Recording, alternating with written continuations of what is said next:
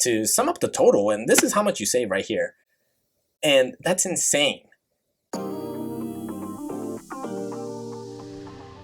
Hey everyone, my name is Jose, and I'm currently a senior at The Ohio State University that just applied to medical school and have been having a lot of success, thankfully, and I want to talk to you about the title of this video, which is the Fee Assistance Program, and what even is it? And the reason why I want to make this video, before I start into what it is and what everything that I'm going to be talking about, is this program, without it, would have really put a financial hurdle to apply to medical school.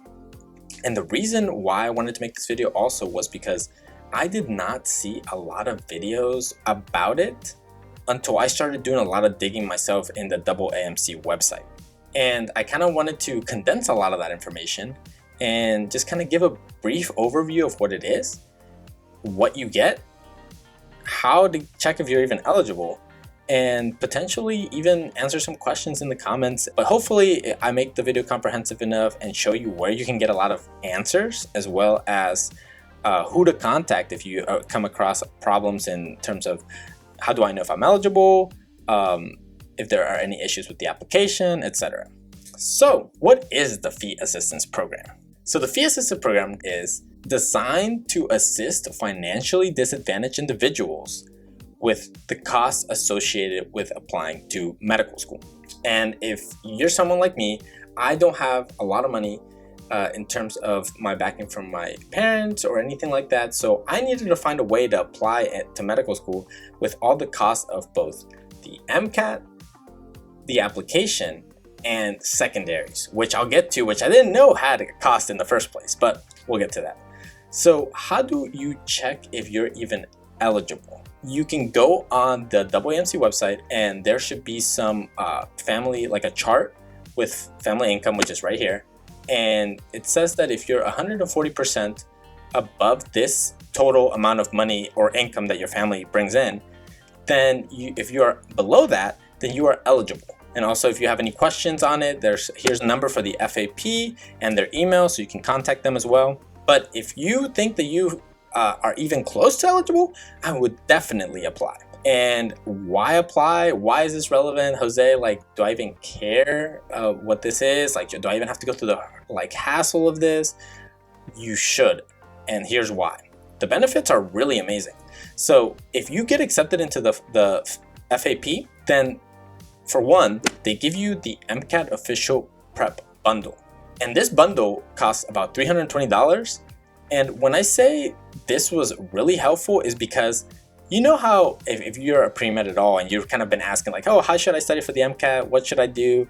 Should I get Kaplan? Should I get Princeton Review?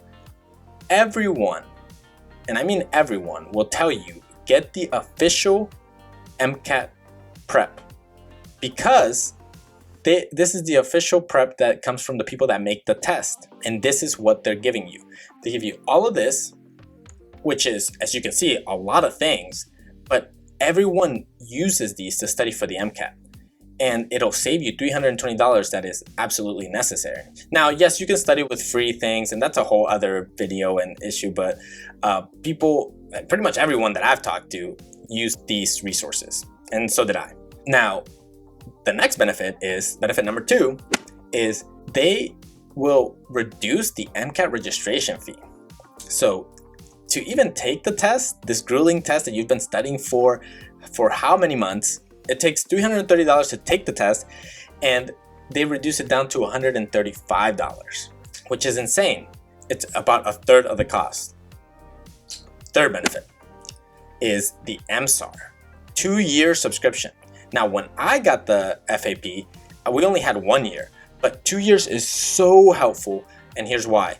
So when you're already taking the MCAT, you're deciding where to apply, the MSAR is a database of most MD medical schools with all sorts of information. Here's an example of all the information that it has.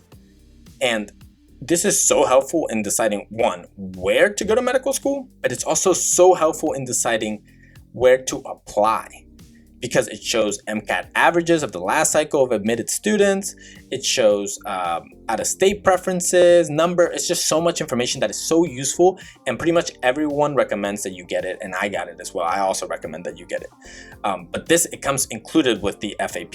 Fourth benefit, the AMCAS. And the AMCAS, if you're not familiar with it, is the application to medical school. It's like, you know how you have the MCAT is the test, the AMCAS is the universal application for MD medical schools. I'll make that clear because DOs have a different application portal. And what the FAP gives you is they give you a waiver for the application submission to 20 medical schools. So to submit your application, it also costs money, and you can save up to 20 medical schools. You can apply to 20 medical schools all free. And that's worth about $987 total. So far, we've saved about this much. And it's all because you applied to this program. But you may be asking, is it too late to apply? When should I apply? And those were all questions that I had. And I kind of got lucky because I decided to research this before I started studying for the MCAT. And I think that's the perfect window because of the MCAT official prep bundle. The benefits expire the following year of when you apply. So let's say you apply in 2023. The expiration of these benefits is December 31st, 2024. Doesn't matter if you get accepted or approved the last day of 2023, but it'll still expire in December 31st, 2024. So just keep that in mind.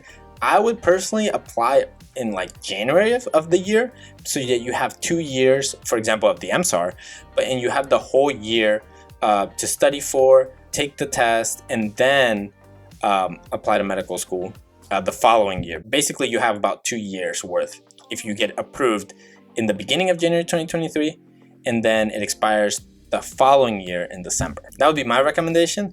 But like I said, take everything that I say with a grain of salt and do your own research, and you'll be good. But if you are still kind of confused how it works, here's a box showing what I meant by get approved 2023 expires December 31st, 2024. Get approved 2024 expires December 31st, 2025. Aside from that, that's what it all says on the AAMC official FAP website. And I'll link that below. Now, something that I forgot to mention in the video is that the FAP also gives you AMC preview waiver. And the AAMC preview is basically a test, sort of like Casper, if you've heard of that, which is sort of like an ethics test.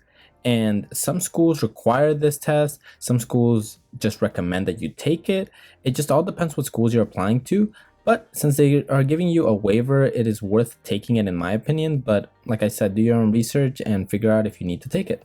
Now, what are some additional benefits that aren't so clear in my opinion?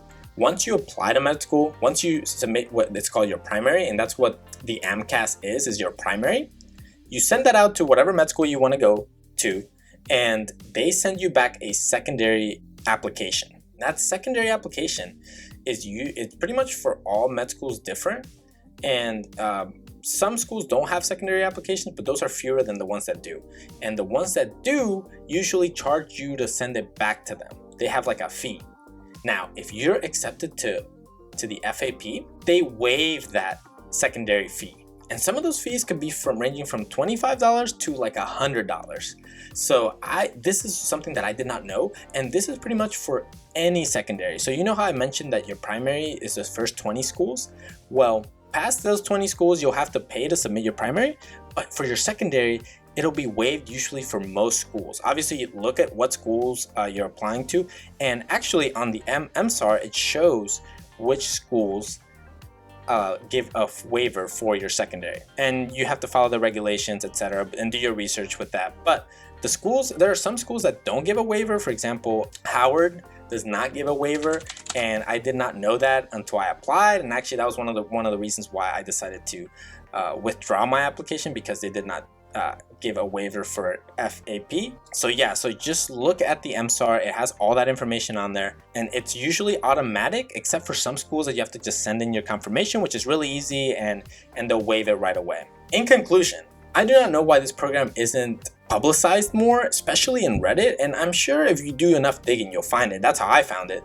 This program genuinely saved me so much money and worry about applying to med school. And to sum up the total, and this is how much you save right here, and that's insane. And someone that doesn't have a lot of extra income to just kind of apply to med school would have had to take in like loans or potentially put it on like maxed out a credit card and figured out how to pay for it later, which a lot of people have to do. And the thing is, if you are a pre-med right now about to study for the MCAT, just look into this. It takes 2 seconds to see, and the application is not hard at all. And they'll work with you if they need any more information. And honestly, the FAP has been a great, the people that work there have been great in communication and answering questions. And you can pick up the phone and ask them anything as well. It would have been such a hurdle to overcome a lot of the financial aspect of this. So with that, I'd like to thank you so much. If you stuck around, if you even thought this was remotely useful, just let me know, or don't let me know. It's okay. I'm just doing this because generally there wasn't that much and there wasn't that many videos on it online. And that just shocks me. And hopefully someone sees this and applies and gets it, and it saves them so much money, because that's the whole point of this. So with that, I'd like to thank you, and I'll see you if I make another video.